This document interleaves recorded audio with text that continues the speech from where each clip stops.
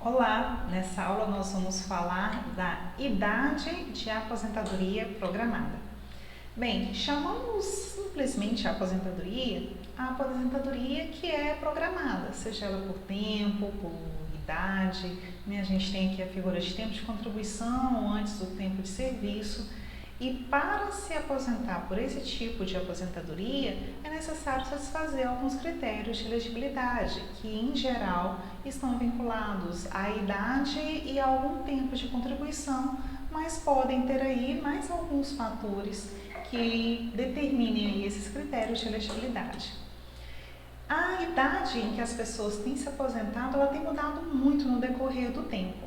A gente observa aqui por esse gráfico a idade, né, e o percentual de pessoas na força de trabalho no decorrer de vários anos, começando aqui de 1950, nessa linha mais grossa, e indo variando aqui de 10 em 10 anos até essa linha pontilhada mais fina aqui, que é o ano de 2000. Vocês podem observar que há um adiamento da entrada no mercado de trabalho, que é razoável se esperar com o aumento da escolaridade, mas há também aqui uma antecipação da aposentadoria.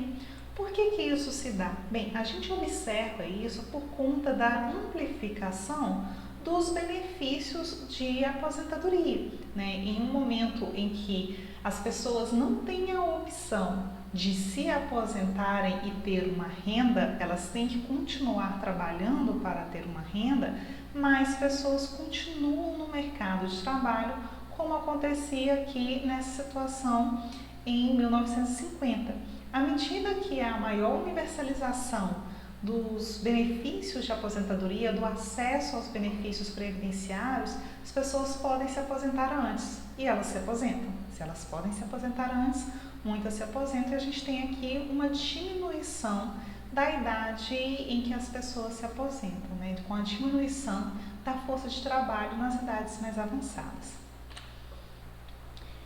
Há um movimento aí de diminuição geral da idade em que as pessoas se aposentam no mundo. A gente observa aí que no Brasil essa idade tem diminuído, nos Estados Unidos, Itália e em vários outros países.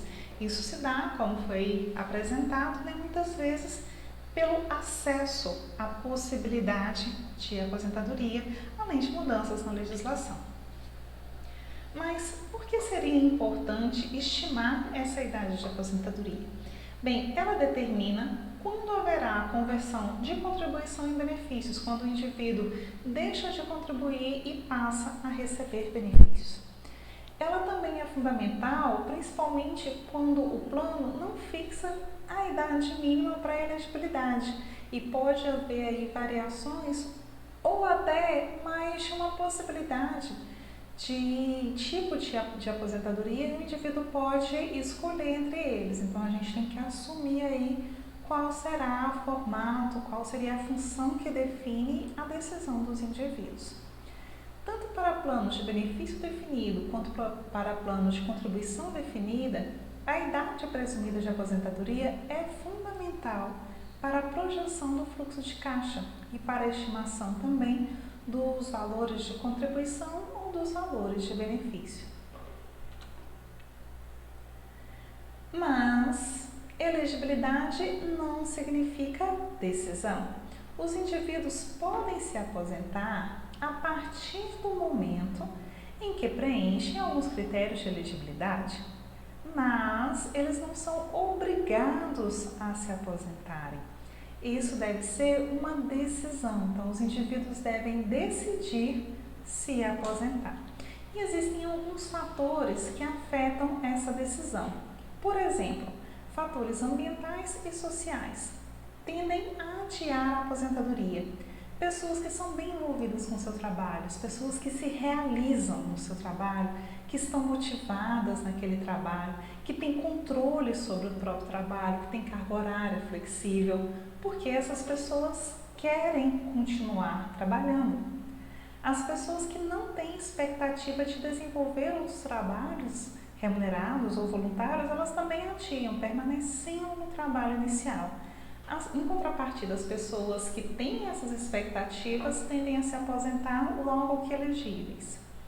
Pessoas que não precisam cuidar de outras também tendem a permanecer no trabalho, enquanto aquelas que são necessárias para o cuidado familiar tendem a se aposentar mais rápido. É o que acontece muitas vezes com as mulheres, né? Em geral, as mulheres elas tendem a se aposentar logo que elegíveis à aposentadoria, porque elas assumem também outros papéis, enquanto como acontece aqui, né? Homens geralmente tendem a adiar a aposentadoria até que seu cônjuge também possa se aposentar. Então, quando homem e mulher trabalham, a esposa se aposenta logo que elegível, enquanto o homem continua trabalhando até que a cônjuge possa se aposentar também. Ele só aposenta se ela também estiver em casa. Por quê? Porque a vida dos homens, principalmente dos mais velhos, está muito atrelada ao trabalho, né? Enquanto a mulher assume vários outros papéis, principalmente dentro da família e na sociedade em geral. Então, o trabalho remunerado é apenas mais uma das atividades, enquanto para o homem é a atividade principal. Então, o rompimento com o trabalho, ele é mais sentido pelo homem que pela mulher, porque ela simplesmente passa a assumir aí outras funções, certo?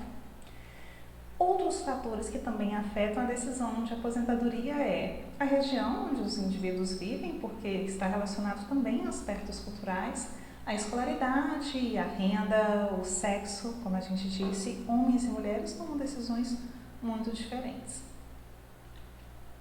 E existem também alguns fatores que são fatores econômicos, né? Os indivíduos, quando vão decidir se aposentar ou não, muitas vezes eles fazem contas. A conta no seguinte sentido: eles analisam, bem, se eu continuar trabalhando, qual o efeito que isso pode dar no benefício que eu vou passar a receber depois? Eu teria um ganho no valor do benefício? Ele permaneceria igual? O que poderia acontecer? E os indivíduos tomam as decisões considerando também essa realidade, né? A expectativa de ganho a cada ano a mais de aposentadoria. A gente tem que, no Brasil, pela forma como a legislação é especificada, né, em geral, benefícios do tipo benefícios definidos, o ganho a cada ano a mais de aposentadoria é pequeno, fazendo com que os indivíduos tendam aí a se aposentar logo que elegíveis. Além disso, os indivíduos podem se aposentar e continuar trabalhando, acumulando aí a renda da aposentadoria e a renda de uma outra fonte de trabalho. Isso não é permitido em todos os países. Então, nós temos aí uma tendência dos indivíduos a se aposentarem logo que elegíveis à aposentadoria. Apesar disso, existem alguns mecanismos que podem estimular o adiamento da aposentadoria. Por exemplo, o abono de permanência que é aplicado no serviço público. Se o indivíduo já pode se aposentar e decide não se aposentar, ele recebe de volta as contribuições feitas para o regime previdenciário, é como se ele não contribuísse. Aquele valor, então, tem como que um aumento, ele sente então como que um aumento no valor da sua renda, porque se ele estava acostumado a pagar 11, 14% de contribuição, deixa-se de pagar isso, na verdade ele paga e depois recebe, né? Mas isso se dá automaticamente, então é como se ele tivesse um aumento da renda aí de 11, 14%, certo? Aqui nós temos um gráfico que mostra indivíduos que escolhem a faixa de tempo com abono de permanência dos indivíduos, né, que escolhem continuar trabalhando por tipo de cargo. Aqui nós temos médicos, aqui temos elite, carreira de seguro social e previdência, aqui docentes, nós temos aqui diversas carreiras. E nós temos algumas carreiras em que os indivíduos passam pouco tempo recebendo abono de permanência, né? Ou seja, recebem por até um ano, e outras carreiras em que os indivíduos passam, em geral, mais tempo recebendo aí esse abono de permanência. Como vocês podem perceber, todos os fatores associados à decisão de aposentar-se ou não são analisados aqui. E isso varia também com a carreira que o indivíduo exerce e com a forma de se relacionar com o trabalho de cada um desses indivíduos. Vocês separam também no grosso, sim, analisando por carreira.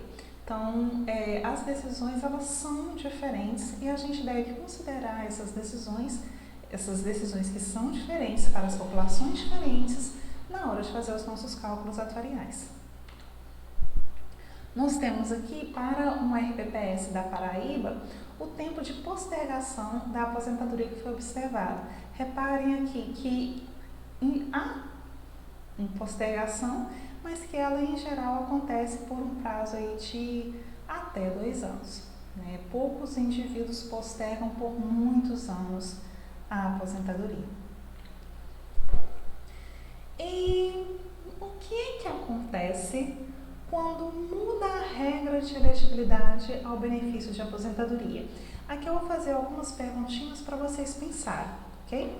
Exemplo, se a idade de aposentadoria compulsória passa de 70 para 75 anos, como aconteceu recentemente, o que acontece com o tempo de contribuição? Reparem, aqui houve uma mudança na legislação, mudando todo o equilíbrio de um plano previdenciário. E a mudança na legislação acerca da idade de aposentadoria pode mudar todo o equilíbrio previdenciário. Por quê? O que acontece com o tempo de contribuição nesse caso? O que acontece com o tempo de recebimento do benefício? Ele aumenta, ele diminui, aumenta quanto, diminui quanto? O que acontece então com o equilíbrio do plano? Se há mudança na contribuição e a mudança no benefício, o que acontece com o equilíbrio no plano nessa situação? O que pode acontecer com a alíquota de contribuição? Digamos que a gente está num plano de benefício definido. O que é que pode acontecer? E o que acontece com compensação previdenciária? Tem algum efeito? Não tem? Qual efeito poderia ter? Então, pensem a respeito disso, vejam que vários fatores relacionados ao equilíbrio do plano são afetados. Né? E por isso a gente deve considerar aí a legislação, a mudança na legislação e até o risco de mudanças futuras e o risco que essas mudanças futuras podem ocasionar e podem ter como efeito no equilíbrio dos planos previdenciários. Um exemplo, né? Com a reforma previdenciária de 2019, alterou-se a idade de início de recebimento de benefício de aposentadoria e alterou-se as regras de benefício de pensão, entre outros pontos também que foram alterados. E houve, portanto, a necessidade de ajuste no regulamento do plano de benefício da FUNPRESP, que é a Previdência Complementar dos servidores do Poder Executivo, dos servidores federais. Essa mudança ela foi necessária para amenizar os efeitos das mudanças da reforma no valor dos benefícios do plano. Por quê? Porque as mudanças ocasionadas nos benefícios básicos, na idade de início de recebimento, no valor dos benefícios recebidos, são fatores que afetam os benefícios da Previdência Complementar, já que ela complementa esse básico. Então, foi necessário fazer ajustes aí nos regulamentos. Então, eu peço que vocês investiguem um pouquinho mais essa situação, uma situação bem interessante. Tem aí alguns vídeos, algumas publicações acerca disso. É um exemplo factível que nos faz pensar em como que mudanças na legislação relacionadas à idade de aposentadoria podem afetar todo o equilíbrio do plano. Temos aqui também algumas outras referências. Muito obrigada e até a próxima aula.